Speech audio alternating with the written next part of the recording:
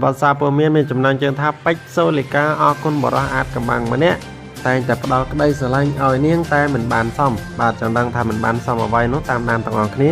វាជាការពិតក្រោយពីចែកផ្លូវគ្នាជាមួយនឹងគូស្នេហ៍និងស្ពាយឈ្មោះថាជាអ្នកបេម៉ាយកូនមួយជិតកន្លះឆ្នាំថ្មីនេះ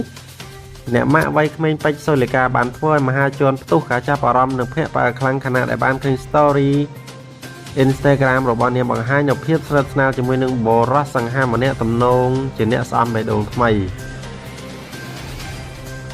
នៅក្នុងនោះអ្នកម៉ាក់វ័យក្មេងខាងលើបានបង្ហាញរូបភាពជាច្រើនសន្លឹកជាមួយនឹងបរិះរូបរាងសង្ហាម្នាក់ស្ដែងពីសកម្មភាពយ៉ាងជិតស្និទ្ធ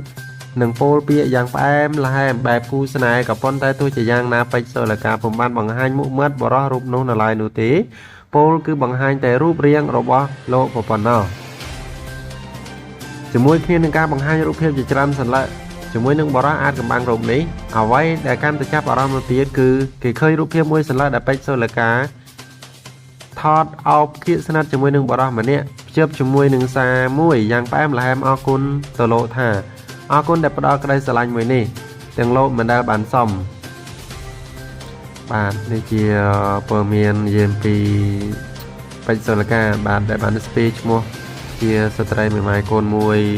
ជាងកន្លះឆ្នាំហើយក៏ប៉ុន្តែឥឡូវនាងបានរកឃើញនៅ